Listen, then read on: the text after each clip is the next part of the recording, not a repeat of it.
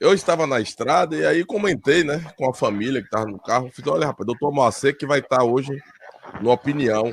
Minha mãe começou a falar, fazer elogios, a esposa fazendo elogio. A gente fica assim, então tem que correr o máximo possível para chegar ainda a tempo de fazer pelo menos uma pergunta, doutor Moacir. Mas, doutor Moacir, eu sei que esse tema do Covid realmente tá tomando o espaço disso tudo, mas eu quero fazer uma pergunta ao senhor, já um pouquinho da resenha que estava no carro. A questão das crianças, né? Já no ventre, né? Que já fez palestras falando sobre isso, sobre a questão das crianças que realmente estão ali dentro do ventre, mas conhecendo os limites das suas mães e que passam dos limites quando vão saem da barriga, começam a fazer, dar os primeiros tapinha, todas essas questões que o senhor já falou. E o que é que o senhor acha? Claro que tudo é uma incógnita, né? Eu estou aqui vendo aqui no Twitter a questão do spray nasal lá, que estavam em testes lá em Israel, que está dando muitos bons resultados, chegando até a 99% de derrubar a carga viral nos idosos que estão internados já em estado grave e tal.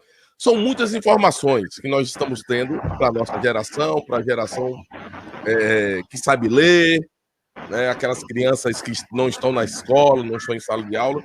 E os bebês, o que é que o senhor acha já na sua experiência? O que é que essa geração que estão aí no ventre, que as mães passaram por Covid, ou estão vivendo a tensão, como o senhor mesmo falou, o Charles falou, Evaldo como policial militar da ativa, precisa ter cabeça no lugar. Realmente tinha dias que a gente ficava olhando para o alto, para o outro, e falava assim, rapaz, vai entrar? E quando entrava, quando saía, não, é porque o pessoal tá com Covid e a gente já tinha entrado, já tinha abordado. E dá uma pirocada mesmo na nossa cabeça. Mas o que é que o senhor acha nesse convívio que o senhor está tendo? Como o senhor, como profissional da área, e os pais vão ter que lidar com essas crianças no futuro? As crianças geração Covid. Excelente pergunta, Evaldo, e desejar a você uma boa noite, mandar um abraço para os seus familiares, né, e agradecer pela deferência. Olha só, já temos estudos de psicologia fetal, estudos muito interessantes, mostrando os impactos, né, que uma criança, ela, na vida intrauterina, ela já sofre do meio ambiente onde ela está inserida. Né? Então, nós temos famílias muitas vezes disfuncionais, onde existem muitas brigas, muitos conflitos no relacionamento. E já tem estudos mostrando os impactos que aquela criança ela já recebe ali, naquela fase, tá? E aí, de repente, a gente tem uma criança amanhã hiperativa, uma criança bastante ansiosa, tá? Então, nós vamos lidar agora com outro contexto. Eu costumo dizer que, de novo, né, existe o período pré-pandemia, o período da pandemia e o período pós-pandemia. Então, seguramente, nós vamos lidar com conflitos. O mundo eu não acredito que a gente volte mais a ser da mesma forma que antes. Né? Se um homem banhar-se no rio duas vezes, nem o homem é mais o mesmo, nem o rio será o mesmo. Nós vamos lidar com novas questões. Concordo com um internauta aí dizendo que essa pandemia só veio potencializar o chamado mal do século. Realmente, nós estamos vivendo numa era de problemas psicológicos muito intensos.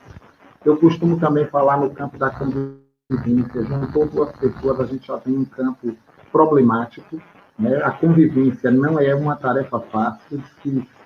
Viver não é o mais difícil, de alguma forma a gente vive ou sobrevive, difícil é conviver. Então, realmente, independentemente até da pandemia, nós não podemos pensar na infância de agora como a infância de 20 anos atrás, há 30 anos atrás, a infância que tivemos anteriormente. O mundo mudou, nós estamos numa era, inclusive, muito mais tecnológica. Olha só, quem diria nesse momento a gente está fazendo uma entrevista dessa forma. Eu estou dando aula aqui, daqui a pouco, dando aula e aplicando provas, tudo aqui na chamada virtualidade, tá? Mas nós vamos lidar, sim, com um novo contexto. Essas crianças, elas estão, nesse momento, por exemplo, eu ia esquecendo de dizer uma coisa aqui interessante. Nesse momento, por exemplo, a mesa de jantar, virou também a mesa do trabalho, virou a mesa onde as crianças estudam, a casa virou o ambiente do lazer, virou o ambiente do trabalho, virou o ambiente da convivência mais próxima, tá? E isso vem pondo desafios. No lidar, nós mudamos as formas de ser, de conviver, de habitar, de trabalhar, de coexistir. Então, tudo isso aí vai trazendo impactos significativos.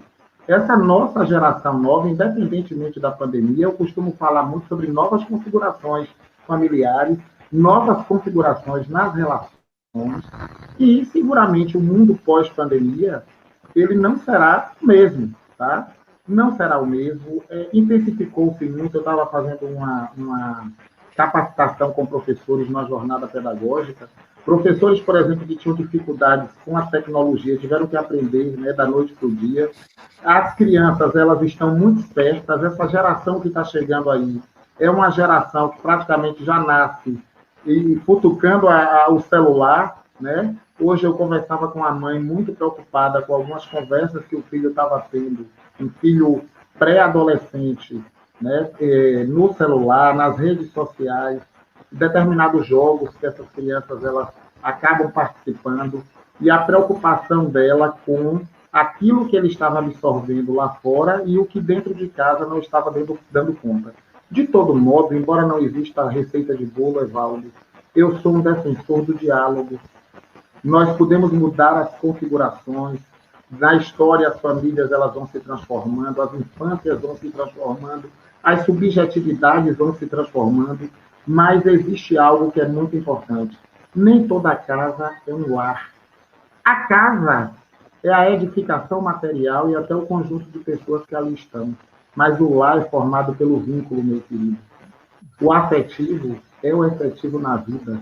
Independente da pandemia, das mudanças tecnológicas e tudo mais, o que precisa existir dentro do lar é o respeito, é o diálogo. E, infelizmente, nós estamos perdendo isso ao longo do tempo, a ponto de muitos pais procurarem a nós, psicólogos, nós, terapeutas, para mediarmos, tá, os diálogos. Então, eu considero que, independentemente de qualquer coisa, nós não podemos pensar na infância, repito, de hoje, como a infância de 20 anos atrás, como as nossas infâncias há algum tempo atrás aí, mas o diálogo ele precisa estar presente, a relação da família com a escola, né? A educação ela não deve acontecer apenas no espaço da escola, mas, sobretudo, no espaço da família, e isso desde muito cedo. Qual é o lar que vai receber essa criança?